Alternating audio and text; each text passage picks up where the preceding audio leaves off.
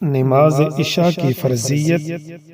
عشاء کے وقت جو 4 رکعت ہم ادا کرتے ہیں اس کے بارے میں 2 قول ہیں۔ ایک قول یہ ہے سب سے پہلے حضرت موسیٰ علیہ السلام نے یہ نماز ادا فرمائی جس وقت آپ حضرت شعیب علیہ السلام کے پاس 10 سال قیام کرنے کے بعد اپنے اہل و عیال کے ساتھ مصر واپس تشریف لا رہے تھے، اور آپ کے گھر میں سے امید سے تھی۔ ولادت کا وقت قریب تھا اور سفر بھی خاصا لمبا تھا، اس وجہ سے آپ کو بڑی فکر لاحق تھی کہ یہ اتنا لمبا سفر کیسے پورا ہوگا۔ دوسرا، اپنے بھائی حضرت ہارون علیہ السلام کی فکر تھی۔ تیسرے، فرعون جو آپ کا جانی دشمن تھا اس کا خوف اور اس کی طرف سے فکر لاحق تھی۔ اور چوتھا، ہونے والی اولاد کی فکر لاحق تھی۔ ان 4 پریشانیوں کے ساتھ آپ سفر کر رہے تھے، پھر سفر کے دوران صحیح راستے سے ہٹ گئے جس کی وجہ سے پریشانی میں اور اضافہ ہو گیا۔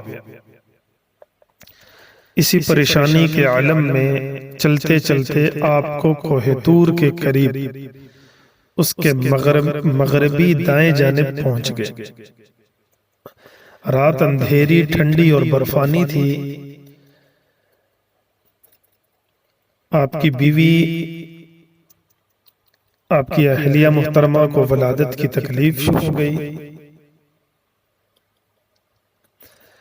چکماک پتھر سے آگ نہ نکلی۔ اسی حیرانی اور پریشانی کے عالم میں دیکھا کہ کوہ طور پر آگ جل رہی ہے۔ آپ نے اپنے گھر والوں سے کہا آپ یہیں ٹھہریں، میں کوہ طور سے آگ کا کوئی شعلہ لے کر آتا ہوں۔ جب کوہ طور پر پہنچے تو اللہ تعالیٰ سے ہم کلامی کا شرف حاصل ہوا اور آپ کو بطور خاص ہم کلامی کی نعمت سے نوازا گیا۔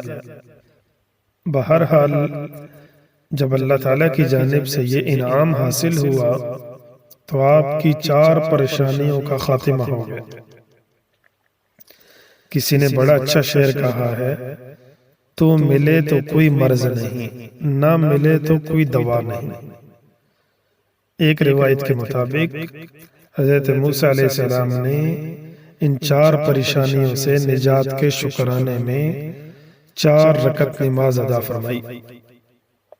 یہ 4 رکعت اللہ تعالیٰ کو اتنی پسند آئی کہ حضور اقدس صلی اللہ علیہ وسلم کی امت پر ان کو فرض کر دیا۔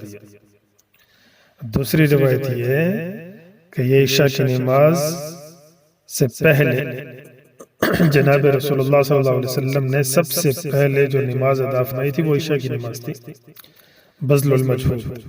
اس لیے یہ نماز بہت عمل، اس نماز کا جو ثواب ہے، اس کا اجر ہے، بہت زیادہ ہے۔ السلام علیکم۔